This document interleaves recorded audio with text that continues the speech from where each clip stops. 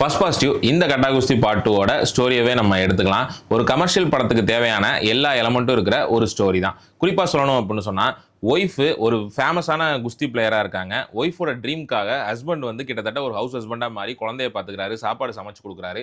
அந்த மாதிரி காலகட்டத்தில் ஹஸ்பண்டு தன் ஒய்ஃப் சாப்பிட்ற சாப்பாட்டில் ஒரு போதைப் பொருளை கலக்க வேண்டிய ஒரு சூழ்நிலை ஏற்படுது. அதில் டோபமைன் டெஸ்ட் எடுத்து பார்க்கும்போது தான் தெரியுது, ஒய்ஃப் வந்து இந்த மாதிரி ஒரு போதைப் பொருள் எடுத்திருக்காங்க அப்படின்னு தெரிஞ்சு அவங்க குஸ்தியோட கரியரே ட்ராப் ஆகுது. இது காரணம் தன்னோட ஹஸ்பண்ட் நினைக்கிறப்ப அது டைவர்ஸ் வரைக்கும் போகுது.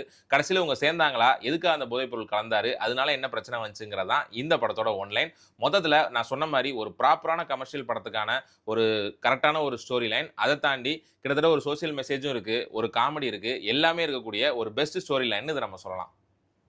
செகண்ட் பாசிட்டிவ் இந்த படத்தில் நடித்த ஆக்டர்ஸோட பெர்ஃபார்மன்ஸ் தான். சினிமாவில் ரியாலிட்டி ஓரியன்ட் ஃபிலிம்ஸில் தான் ஆக்டர்ஸ் நடிக்கிறதுக்கு நிறைய ஸ்கோப் இருக்கும்னு ஒரு பேச்சு இருக்குது. அதையும் மீறி நிறைய கமர்ஷியல் படங்களில் ஆக்டர்ஸ் அவங்களோட பெஸ்ட் பெர்ஃபார்மன்ஸை கொடுத்துருப்பாங்க. இந்த படமும் ஒவ்வொரு நடிகரும் இந்த படத்தில் நடித்த கதாபாத்திரங்களாகவே வாழ்ந்திருக்காங்க அப்படின்னே சொல்லலாம். குறிப்பாக இந்த படத்தில் ஒரு 6 வயசு குழந்தை ஒன்று, 6 வயசில் ஒரு கிட்டத்தட்ட ஒரு 8 வயசு குழந்தை ஒன்று நடிச்சிருப்பாங்க. உண்மையிலே ரியலி பெஸ்ட் பெர்ஃபார்மன்ஸ்.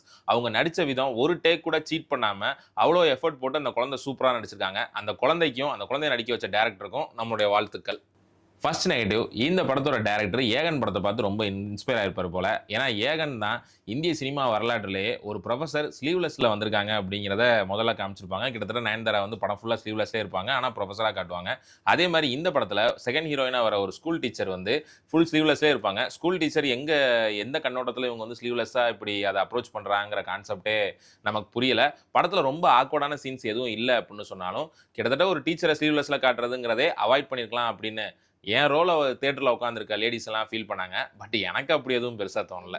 என்னது? இல்லை நல்லா இருந்துச்சு, இல்லை நல்லா இருந்திருக்கலாம்னு சொல்கிறேன். ஓவராலாக இந்த படம் எப்படி இருக்குது அப்படின்னு கேட்டிங்கன்னா, நீங்கள் இந்த படம் ஸ்ட்ரெஸ்ஸோடு போனால் கூட கதற சிரிக்க வச்சு தான் தேட்டர்லேருந்து இந்த படத்தோட டீம் நம்மளை அனுப்புவாங்க. அந்த அளவுக்கு படம் செம ஃபன்னாக கமர்ஷியலாக சூப்பராக இருக்குது. அதெல்லாம் தாண்டி ஒரு மேல் டாமினன்ஸுங்கிறது குடும்ப வாழ்க்கையில் எந்த அளவுக்கு பாதிப்பை ஏற்படுத்தும், ஃபெமினிசம்ங்கிறது எந்த லெவலில் குடும்பத்தில் கான்ட்ரிபியூஷன் பண்ணலாம், இது எல்லாத்தையும் கமர்ஷியலாக ஹேண்டில் பண்ணியிருக்காரு. அட் த சேம் டைம் ஒரு சோசியல் மெசேஜையும் இந்த படத்தில் டேரக்டர் சொல்லியிருக்காரு. ஸோ மொத்தத்தில் பக்கா ஃபேமிலி என்டர்டைனர் தான் இந்த கட்டா குஸ்தி ரவுண்ட் 2. ஒரு 5க்கு கண்டிப்பாக ஒரு 3.75 நம்ம இந்த படத்துக்கு கொடுக்கலாம். எல்லாரும் தியேட்டரில் போய் என்ஜாய் பண்ணுங்க.